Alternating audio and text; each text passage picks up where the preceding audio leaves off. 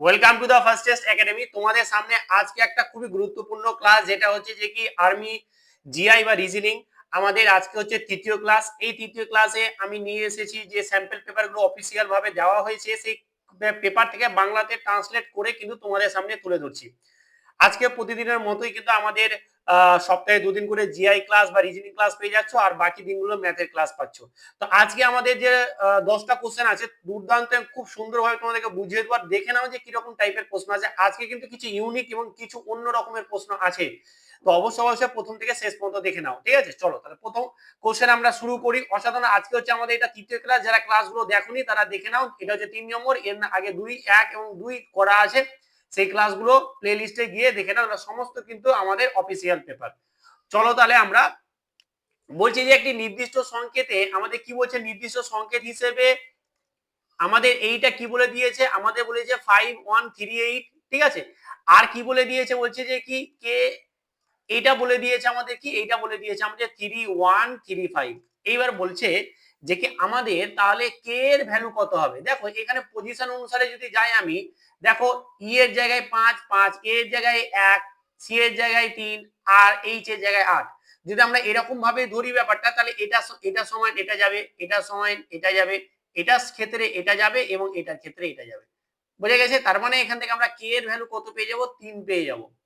যেভাবে এটাকে যদি আমরা ধরি আর এটাকে যদি আমরা এটা ধরি, এটাকে যদি আমরা এটাকে ধরি আর এটাকে যদি আমরা এটা ধরি, তাহলে সেই হিসেবে ফলো করলে আমাদের কে এর ভ্যালু 3 আসবে। আর 3টাই ঠিক, যেটা হচ্ছে আমাদের ডি অপশন একদম সঠিক অ্যান্সার।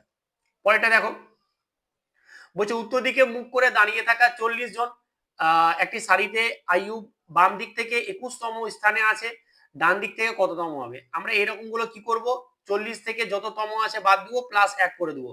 তাহলে আমরা যদি এটা করে দিই, তাহলে আমাদের 20 চলে আসছে, তাই তো?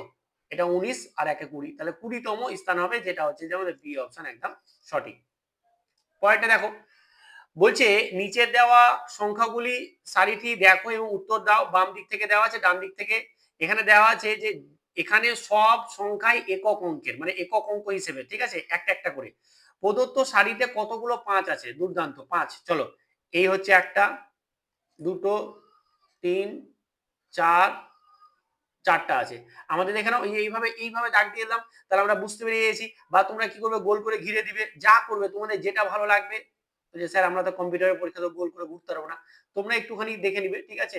মানে এই বরাবর একটু গুনে নিবে ভালো করে সাবধানে, তাহলেই হয়ে যাবে। তাহলে এটা 4টা আছে, যেটা হচ্ছে অপশন ডি হচ্ছে আমাদের সঠিক অ্যান্সার। বলছি একটি বেকারিতে লাইনে এত এতজন গ্রাহক আছে, তাহলে এততম কিছু নেই। এটা এটা কি করবো, এটা মাইনাস এটা প্লাস 1 করে দেবো। তাহলে কত হচ্ছে, এটা থেকে এটা বাদ দিলে 24 আর একে 35, তাহলে এটা হচ্ছে 35তম স্থান আমাদের শেষের দিক থেকে হবে, সেটা হচ্ছে যে সি অপশন একদম সঠিক। 5এটা দেখো, এখানে দেখো বলছে ইংরেজি বর্ণমালা ক্রম অনুযায়ী এটাকে আমাদেরকে সাজাতে বলছে। দেখো এইরকম যখনই চলে আসবে, বারবার বলে আসি এতদিন ধরে যে A B C D E F G H I J K L M দিয়ে এন নিচে থেকে নেবে, M N O P Q R S T U V W X Y Z. এটা আমি সাজাচ্ছি কেন বলতো প্রতিবার, কারণ আমি চাইছি যে তোমরা একবার সাজিয়ে নাও, এলো যে পজিশনের নাম্বার, সেই নাম্বারটা দিয়ে দাও। এটা কিন্তু এভাবে করলে বেস্ট। তুমি যদি মুখস্থ করে নিতে পারো সব কটা, এর থেকে আর ভালো কিছু হতে পারে না। কিন্তু মুখস্থ আমাদের পরীক্ষা হলে কিন্তু একটা চাপ থাকে, সেই চাপের ক্ষেত্রে আমরা কিন্তু গুলিয়ে ফেলি। তো সেই জিনিসটা যাতে না হয়, সেই কারণে কিন্তু আমি তোমাদেরকে এইভাবে করে দেখাচ্ছি, যাতে তোমরাও পরীক্ষা হলে একটুখানি লিখে নিতে বিশাল কোনো কিছু সময় লেগে যাবে না, টুক করে কিন্তু লিখে নিতে পারবে। এবার দেখো আমাদের কি দিয়েছে, D F H J R এল। দেখো ডি মানে হচ্ছে 4, এফ মানে হচ্ছে যে কি 6, এইচ মানে 8, জে মানে হচ্ছে যে কি 10, আর এল মানে হচ্ছে 12।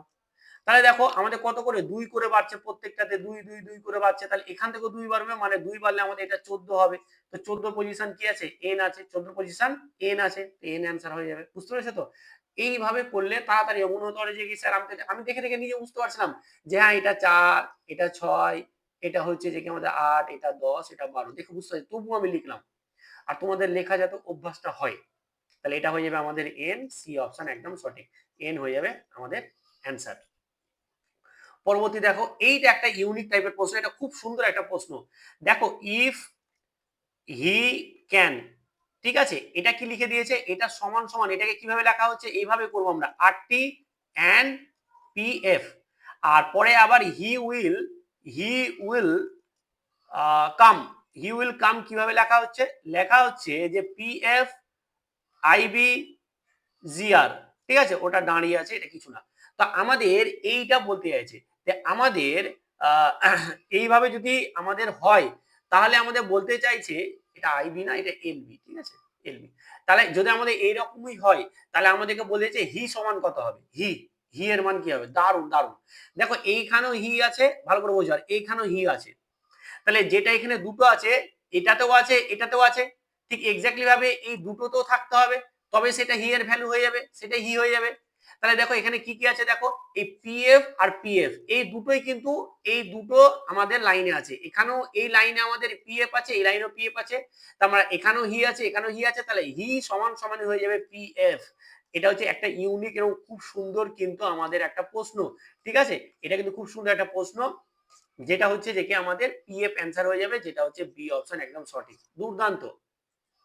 সাথেটা দেখো, বলছে নিচের সারির ডান দিক থেকে নবমতম বা নয়তম অক্ষর কোনটি, নয়তম লেটার, তাহলে নয়তম, দেখো আমরা ডান দিক থেকে বলেছে, তাহলে 1 2, এই যে 1 2 3 4 5 6 7 8 9, তাহলে নয়তমটা কি হয়ে যাবে আমাদের এম হয়ে যাবে, এম, যেটা হচ্ছে আমাদের ডি অপশন একদম সঠিক, এমটাই হবে আমাদের নয়তম লেটার। পরেরটা দেখো, আটেরটা কি বলছে, বলছে নিচের সারির অক্ষরগুলো লক্ষ্য করো এবং প্রশ্নের উত্তর দাও। বাম দিক থেকে দেওয়া আছে, ডান দিক থেকে দেওয়া আছে, উপরের সারিতে কতগুলো এস আছে, এস কতগুলো আছে, চলো এই হচ্ছে একটা, দুটো, তিনটে, চারটা, পাঁচটা, ছটা, এস কটা আছে, ছটা, 1 2 3 4 5 6, ছটা আছে এস, মানে হচ্ছে আমাদের অপশন এ হচ্ছে আমাদের সঠিক অ্যান্সার। সবকটাই কিন্তু অফিসিয়াল প্রশ্ন, ঠিক আছে, সবকটাই অফিসিয়াল থেকে বাংলাতে আমরা কিন্তু বেঙ্গলিতে ট্রান্সলেট করেছি, দেন তোমাদের সামনে নিয়ে আসি, তো প্রচুর মেহনত থাকে, প্রচুর পরিশ্রম থাকে।